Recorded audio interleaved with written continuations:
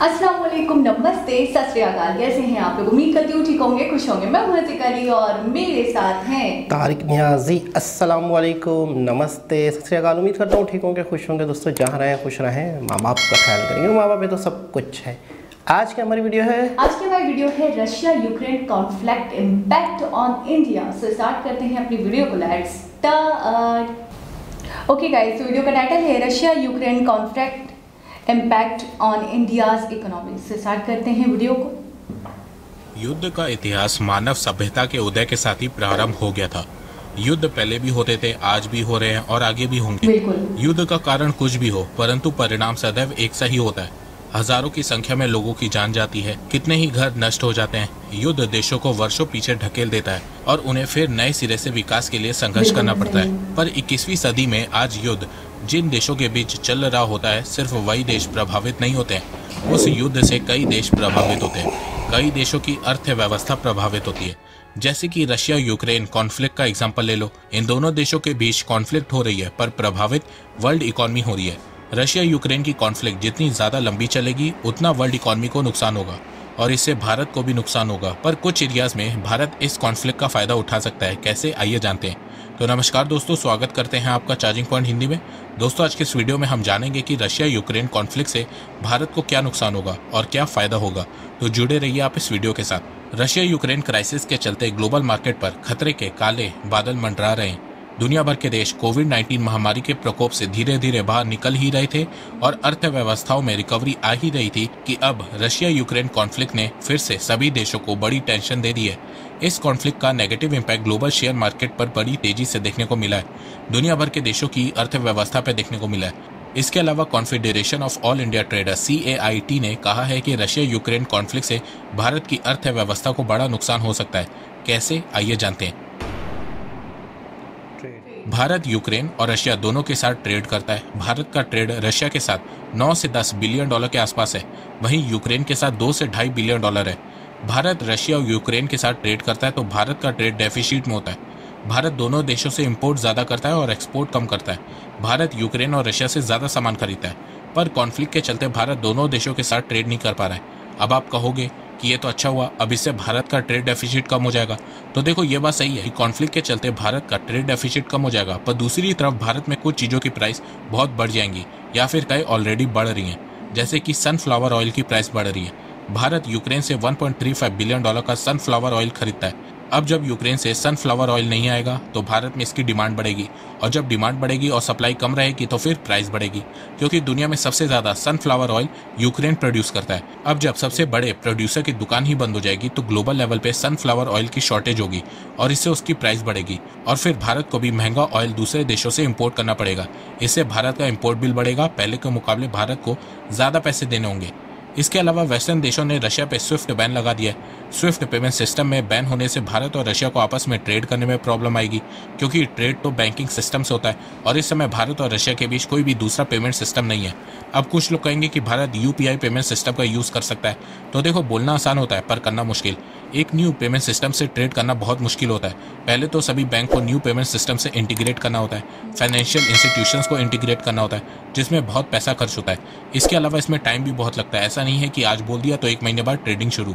आपको एक बात और बता दो कि स्विफ्ट का अल्टरनेटिव रशिया ने 2014 से ही ढूंढना शुरू कर दिया था, और 2018 से रशिया ने स्विफ्ट का अल्टरनेटिव SPFS सिस्टम को अपने देश में इंट्रोड्यूस भी किया था। पर 4 सालों में इस सिस्टम से सिर्फ 20% रशियन जुड़े हुए हैं। तो न्यू पेमेंट सिस्टम से ट्रेड करना आसान काम नहीं होता है। बहुत सारी सिक्योरिटी लेवल से भी उस पेमेंट सिस्टम को गुजरना होता है। हाँ, पर रशिया के साथ ट्रेड करने के लिए भारत रूपी रूबल में ट्रेड कर सकता है या फिर गोल्ड में ट्रेड कर सकता है। दोस्तों, ये तो मैं आपको रशिया यूक्रेन की कॉन्फ्लिक्ट से भारत पे क्या इफेक्ट होंगे इसके बारे में बता रहा हूँ, पर अगर आपको वर्ल्ड वॉर 1 और वर्ल्ड वॉर 2 के बाद दुनिया भर में क्या इफेक्ट हुए थे उसके बारे में जानना है तो इसके बारे में आप कुकू FM ऐप की मदद से जान सकते हैं। कुकू FM पर आप वर्ल्ड वॉर 1 और 2 की बुक समरी सुन सकते हैं। कुकू FM भारत का लीडिंग ऑडियो बुक प्लेटफॉर्म है, जिसमें 1000 से ज्यादा ऑडियो बुक्स हैं। सबसे अच्छी बात यह है कि ये मेड इन इंडिया ऐप है और इसकी रेटिंग 4.5 स्टार है। कुकू FM में आपको हजारों varieties of knowledgeable audio books मिलेंगी, बहुत सी रीजनल लैंग्वेजेस में। फिजिकल बुक से 100 टाइम कम प्राइस में। अगर आपके पास पढ़ने का टाइम नहीं रहता या आपको पढ़ना बोरिंग लगता है तो अब आप इन ऑडियो बुक्स को जॉगिंग करते वक्त, ट्रैवल करते वक्त, सोने से पहले या उठने के बाद कभी भी और कहीं पे भी सुन सकते हैं। इस ऐप का ईयरली सब्सक्रिप्शन 399 रुपए का है, लेकिन होली स्पेशल के चलते कुकू एफएम की तरफ से आपको 50% ऑफ का ऑफर मिल रहा है, ताकि आप सेलिब्रेट करें नॉलेज के रंग कुकू एफएम के संग। 50% ऑफ का ऑफर 20 मार्च को खत्म हो रहा है, तो उससे पहले यूज करिए कूपन कोड होली50 एंड गेट 50% ऑफ। मतलब आपको साल भर के लिए 399 रुपए के बजाय सिर्फ 199 रुपए देने होंगे, जो 1 रुपए पर डे से भी कम है। तो इंतजार किस बात का, लिंक डिस्क्रिप्शन में दी गई है। कुकू एफएम ऐप को डाउनलोड करिए और सेलिब्रेट करिए नॉलेज के रंग कुकू एफएम के संग। इसके अलावा यूक्रेन रशिया कॉन्फ्लिक्ट के चलते क्रूड ऑयल की प्राइस भी बहुत तेजी से बढ़ रही है। क्रूड ऑयल 120 से 130 डॉलर पर बैरल को भी क्रॉस कर चुका है। क्रूड ऑयल की प्राइस 2008 के बाद से ऑल टाइम हाई पे है। Russia world second largest crude oil exporter है और अब रशिया के क्रूड ऑयल पे यूएस ने सैंक्शन लगा दिया है। और जब से अमेरिका ने रशिया के ऑयल इंपोर्ट पे सैंक्शन इंपोज किया है, उसके चलते क्रूड ऑयल की प्राइस और बढ़ रही है। अब जब इंटरनेशनल लेवल पे क्रूड ऑयल की प्राइस बढ़ेगी, इससे भारत में पेट्रोल और डीजल की प्राइस बढ़ेगी, क्योंकि भारत 80% क्रूड ऑयल इंपोर्ट करता है। क्रूड ऑयल की प्राइस बढ़ने से भारत का इंपोर्ट बिल बढ़ेगा, भारत को ज़्यादा पैसे देने होंगे, जिससे भारत की करेंसी कमज़ोर होगी। ऑलरेडी रुपी 77 को टच कर चुका है। रुपी की वैल्यू को कंट्रोल में रखने के लिए आरबीआई ने $5 बिलियन का डॉलर रुपी स्वैप मेथड का यूज़ किया है। क्रूड ऑयल की प्राइस बढ़ने से इन्फ्लेशन भी बढ़ेगी और महंगाई बढ़ेगी, तो आम लोगों पर इसका सीधा असर देखने को मिलेगा। अगर क्रूड ऑयल की प्राइस 10% भी बढ़ती है, तो भारत में इन्फ्लेशन 0.3 से 0.4% बढ़ती है, जिसका सीधा असर आपकी जेब और आपके किचन के बजट पर पड़ेगा। अगर आने वाले समय में भारत में महंगाई बढ़ती है, तो रिजर्व बैंक ऑफ इंडिया महंगाई पर काबू पाने के लिए कुछ बड़े फैसले भी ले सकती है। एसबीआई ने अपनी एक रिपोर्ट में बताया है कि अगर यूक्रेन और रशिया का युद्ध लंबा चलता है, तो उससे भारत को एक साल में 95,000 करोड़ रुपीस से 1 लाख करोड़ रुपीस तक का रेवेन्यू लॉस हो सकता है। जब क्रूड ऑयल की प्राइस बढ़ेगी और भारत में पेट्रोल और डीजल की प्राइस बढ़ेगी, तो पेट्रोल और डीजल की प्राइस को कम करने के लिए भारत सरकार एक्साइज ड्यूटी को कम कर सकती है। एक्साइज ड्यूटी कम करने से भारत सरकार को हर महीने 8,000 करोड़ रुपए का लॉस होगा और साल भर में 95,000 करोड़ से 1 लाख करोड़ रुपीस तक का रेवेन्यू लॉस होगा। क्रूड ऑयल की बढ़ती प्राइस, बढ़ती महंगाई, करंट अकाउंट डेफिसिट, बढ़ता घाटा से भारत की जीडीपी ग्रोथ रेट भी प्रभावित होगी। क्रूड ऑयल की प्राइस में अगर 10% की भी बढ़ोतरी होगी, तो भारत की जीडीपी ग्रोथ रेट में 0.20% की गिरावट होगी। इसके अलावा रशिया यूक्रेन कॉन्फ्लिक्ट के चलते भारत का डिफेंस सेक्टर भी प्रभावित होगा, क्योंकि भारत का 60 से 70% डिफेंस इक्विपमेंट्स रशिया से है। तो सैंक्शन लगने के बाद भारत को रशियन वेपन के स्पेयर पार्ट्स को लेने में भी प्रॉब्लम आएगी।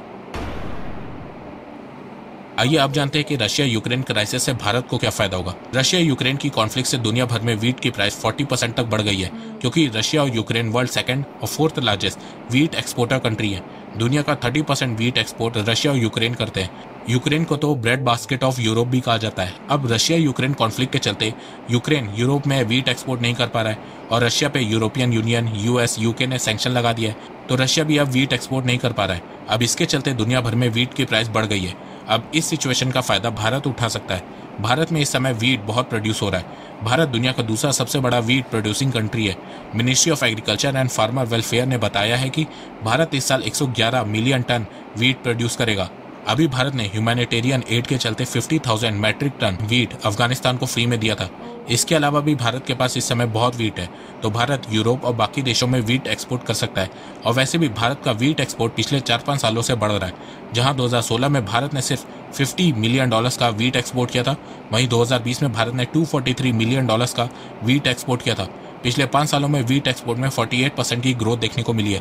पर फाइनेंशियल ईयर 2021-22 के 7 महीनों में अप्रैल से अक्टूबर तक भारत ने $872 मिलियन का वीट एक्सपोर्ट किया था, जो वीट एक्सपोर्ट में भारत का अब तक का सबसे ऑल टाइम हाई है। भारत सबसे ज्यादा wheat export Bangladesh, Nepal, UAE, Sri Lanka, Yemen, Afghanistan, Qatar, Indonesia, Oman और मलेशिया में करता है। यूरोपियन देशों में भारत वीट एक्सपोर्ट नहीं करता है, पर रशिया यूक्रेन कॉन्फ्लिक्ट के चलते भारत के लिए यूरोपियन मार्केट खुल गया है। भारत वीट एक्सपोर्ट में 10th पोजीशन पे है, पर जैसे जैसे भारत का वीट एक्सपोर्ट बढ़ेगा, भारत की रैंक भी इंप्रूव होती रहेगी। भारत ने इस साल 7 मिलियन टन वीट एक्सपोर्ट करने का टारगेट सेट किया है। रशिया यूक्रेन कॉन्फ्लिक्ट के चलते ये नंबर और बढ़ता हुआ दिखेगा। और वैसे भी भारत ने इस फाइनेंशियल ईयर के फरवरी 2022 तक 6.6 मिलियन टन वीट एक्सपोर्ट कर दिया है और अभी इस फाइनेंशियल ईयर का 1 मंथ मार्च बचा हुआ है। तो हो सकता है कि भारत इस फाइनेंशियल ईयर ही 7 मिलियन टन वीट एक्सपोर्ट कर दे और अप्रैल में जब न्यू फाइनेंशियल ईयर स्टार्ट हो, तो भारत ये टारगेट को भी बढ़ा दे। वीट के अलावा भारत स्टील के एक्सपोर्ट भी बढ़ा सकता है। Russia world second largest steel exporter country है। सैंक्शन के चलते रशिया अब स्टील भी एक्सपोर्ट नहीं कर पाएगा। इसके अलावा यूक्रेन कॉन्फ्लिक्ट के चलते स्टील एक्सपोर्ट नहीं कर पाएगा। रशिया यूक्रेन वर्ल्ड का 11 से 12% स्टील एक्सपोर्ट करते हैं, पर कॉन्फ्लिक्ट के चलते ये दोनों देश स्टील एक्सपोर्ट नहीं कर पाएंगे, जिसके चलते स्टील की प्राइस भी ग्लोबल लेवल पे बढ़ेगी। तो इस चीज़ का फायदा भी भारत उठा सकता है। Bharat second largest steel producing country है। यूरोपियन यूनियन के स्टील इंपोर्ट्स में भारत का मार्केट शेयर 12% है। तो इस कॉन्फ्लिक्ट का फायदा भारत उठा सकता है और यूरोप में अपना स्टील एक्सपोर्ट का मार्केट शेयर बढ़ा सकता है। इससे भारत का एक्सपोर्ट बहुत तेजी से बढ़ता हुआ देखने को मिलेगा और भारत को यूरोपियन मार्केट में एंट्री का प्रॉपर एक्सेस भी मिल जाएगा। तो दोस्तों, आपको क्या लगता है, रशिया यूक्रेन कॉन्फ्लिक्ट से भारत को ज्यादा लॉस होगा या प्रॉफिट होगा? आप अपनी राय मुझे कमेंट सेक्शन में बताइए। तो दोस्तों, मुझे लगता है कि अब आपको सब समझ में आ गया होगा। तो अगर आपको ये वीडियो पसंद आए तो आप इस वीडियो को लाइक कीजिए और अब आप मुझे सपोर्ट भी कर सकते हैं पेट्रियन और यूट्यूब में ज्वाइन बटन के थ्रू। एक बात मैं कहना चाहता हूँ, आप जितनी मेरी वीडियोस को शेयर करेंगे उतनी ही रीच मेरी बढ़ेगी और उतने ही लोग मेरे से जुड़ेंगे। तो वीडियो को शेयर करना, चैनल को सब्सक्राइब करना बिल्कुल भी मत भूलिएगा। मैं ऐसे ही एजुकेशनल वीडियोस लाता रहूँगा आप लोगों के लिए। तो अभी तक के लिए बस इतना ही। धन्यवाद। जय हिंद, जय भारत। जी जनाब, सबसे पहले तो मैं बहुत ही ज़बरदस्त वीडियो जिसमें मैं इनकी तारीफ़ ये करूँगा कि बहुत ही रिसर्च के साथ, बहुत ही डिटेल के साथ एक स्पेसिफ़िक सब्जेक्ट के ऊपर एक वीडियो बनाई इन्होंने इस मरतबा कि क्या बेनिफिट्स हैं इंडिया के लिए, क्या नेगेटिव पॉइंट्स हैं इस जंग को लेके। अच्छा, इनकी बातों से मुझे तो बहुत नॉलेज मिली, बहुत सी चीज़ें पता चली, बहुत सारी बातें पता भी थी और कुछ और नई बातें भी पता चली। लेकिन मैं इन शॉर्ट अगर इस वीडियो को समझूं ओवरऑल तो नेगेटिव पॉइंट्स ज़्यादा हैं, नुकसान ज़्यादा हैं।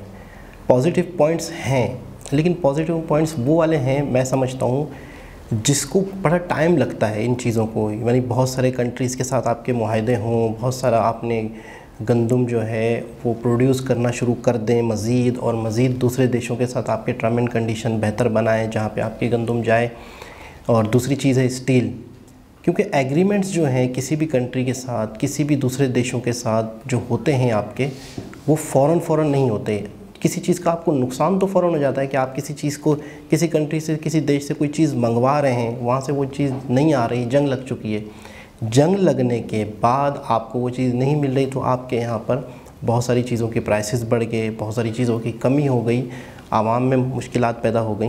नुकसान तो आपको जंग का फ़ौरन होता है, लेकिन मैं समझता हूँ कि आपको जंग से फ़ायदा जो उठाते हैं आप, वो फौरी तौर पे आप नहीं उठा सकते। उसमें थोड़ा सा टाइम लग जाता है आपको अपने मामलात, अपनी एक स्ट्रेटजी बनाने में, मैं जहाँ तक समझता हूँ। हाँ, तो मैं ये कह रही थी कि मुझे लगा कि पॉजिटिव पॉइंट ज़्यादा सही हैं, ज़्यादा हैं, क्योंकि दो चीज़ें हैं, एक क्रूड ऑयल इसको लेकर और दूसरा ये रशिया के साथ जो भी एक्सपोर्ट और इम्पोर्ट था भारत का, यानी कि ट्रेड था।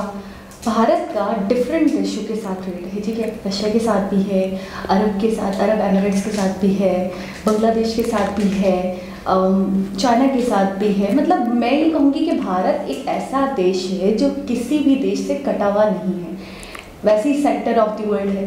तो मुझे ऐसा लगता है कि अगर कहीं से कोई चीज़ नहीं होगी भारत को डिलीवर, तो वो कहीं और से ले सकता है। जैसे क्रूड ऑयल है, ऑप्शन होगा यकीनन, ऐसा तो नहीं है कि बिना क्रूड ऑयल रशिया के अलावा या यूक्रेन के अलावा कहीं और हो ही रहा।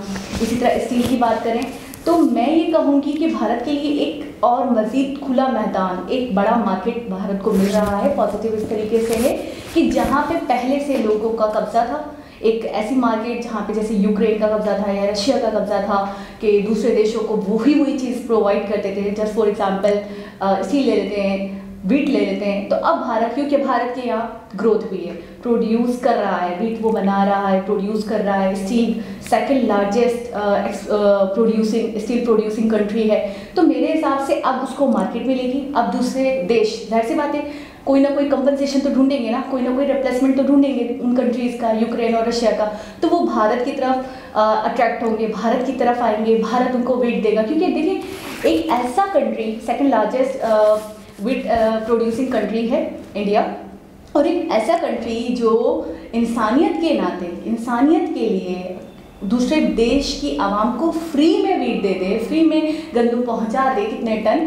तो मेरे हिसाब से जब मार्केट की बात आएगी, जब ट्रेडिंग की बात आएगी, जब इंपोर्ट एक्सपोर्ट की बात आएगी, तो वो क्यों नहीं करेगा। और मेरे हिसाब से बहुत बेस्ट ऑप्शन रहेगा। अभी जो टाइम है, जो कॉन्फ्लिक्ट का टाइम है, तो मुझे ऐसा लग रहा है कि अभी वो उन कंट्रीज़ को अपनी तरफ अट्रैक्ट कर सकता है, इंडिया अपनी तरफ बुला सकता है, और फिर जब मामला इंडिया के साथ हो जाएंगे तो मुझे लगता है कि वो कंट्रीज़ दोबारा लौटे भी ना यूक्रेन या रशिया की तरफ। ये चीज़ मुझे बहुत अच्छी लगी जो इंडिया के फेवर में है और जो इंडिया के लिए बहुत बेहतर और बहुत फ़ायदेमंद साबित होने वाली एडवांटेज है, इंडिया का बहुत बड़ा बेनिफिट है। बिल्कुल ये है कि हर चीज़ के नेगेटिव और पॉजिटिव पॉइंट्स होते हैं, ये आपके ऊपर होता है कि आप कितनी तेज़ी से किसी पे काम करते हैं और कितनी तेज़ी से उन चीज़ों से फ़ायदा उठाते हैं। अब ये देखना है कि इस जंग से कौन से देश हैं जो बहुत ही तेज़ी से अपने आप को ग्रो करते हैं। उन छोटी छोटी चीज़ों के एक होता है ना कि आपको कभी कभार मौका मिलता है, एक अक्सर हम लाइफ में सुनते हैं कि आपको ये अपॉर्चुनिटी मिली है, आपको एक मौका मिलता है, आप कितनी तेज़ी से उससे फ़ायदा उठाते हैं, कितनी तेज़ी से उससे बेनिफिट उठा सकते हैं। लेकिन नेगेटिव पॉइंट्स जो होते हैं वो आप उठाते नहीं, वो आपके ऊपर पड़ते हैं, आपको ऑटोमेटिकली उन चीज़ों का ऑटोमेटिकली नुकसान होता है जो आप ना चाहते हुए भी आपको होता है, क्योंकि आपके उन कंट्रीज़ के साथ जो टर्म्स बने हुए हैं, जो चीज़ें आप उनसे ख़रीद रहे हैं वो ऑटोमेटिकली रुकेंगी तो प्रॉब्लम्स आएंगी। अच्छा, एक बात और है, जब वॉर स्टार्ट हुई थी 24 तारीख से स्टार्ट हुई थी, तो मेरे हिसाब से तभी से सोच विचार शुरू हो गया होगा कि इसके ये आया, इसके ये अफेक्ट्स, इसके ये साइड इफ़ेक्ट्स आने वाले हैं और इनको ऐसे ऐसे सॉल्व करना है। एक तो ये होता है ना कि कोई डिज़ास्टर आ गया, कोई तूफ़ान आ गया, कोई सैलाब आ गया, कोई फ्लड आ गया, तो इंसान को पता ही नहीं है, खबर ही नहीं है, वो तो बिल्कुल बैठा हुआ है और रात में खबर आई जी अभी तो तूफ़ान आ रहा है या तूफ़ान आ गया है या सैलाब आ गया है, तो इंसान के हाथ पाँव फूल जाते हैं। लेकिन मुझे ऐसा लगता है इंडिया जैसा जो कंट्री है वो तो चीज़ों को बहुत पहले से ही सोच लेता है, भाप लेता है और उनके एंटी निकाल लेता है। तो जैसे क्रूड ऑयल हो गया और दूसरे जो भी इंपोर्ट्स हैं, वैसे भी वो उन्होंने खुद भी बताया वीडियो में कि इंपोर्ट ज़्यादा था रशिया के साथ, इंडिया का इंपोर्ट ज़्यादा है, एक्सपोर्ट कम है, तो डेफिशिएंसी और मतलब कम होगी, अच्छी बात होगी, लेकिन कुछ चीज़ों की किल्लत हो जाएगी, जैसे सनफ्लावर उन्होंने बताया कि किल्लत हो जाएगी, तो कुछ ना कुछ इसका एक अल्टरनेटिव होगा इंडिया के पास, मुझे ऐसा लगता है। जहाँ तक मैं इंडिया को समझ पाई हूँ, उनकी पॉलिसीज़ को समझ पाई हूँ, उनकी मंतकों को, उनकी पहले से चीज़ों को प्रेडिक्ट करने की आदत को समझ पाई हूँ। और जैसे कि वीट हो गया या फिर स्टील हो गया, तो मुझे ऐसा लगता है, चलिए पेमेंट वाला जो उन्होंने बताया सही बताया कि बैंक के थ्रू इसको अटैच करवाना, फिर इसमें बड़ा टाइम लगता है, 1 महीने या आधे महीने में, ऐसा नहीं होगा कि ये बिल्कुल हम मेथड जो है वो चेंज कर दें, पेमेंट मेथड कोई और किसी नए पेमेंट मेथड पर आ जाएँ, बहुत मुश्किल होता है, टाइम कंज्यूमिंग होता है।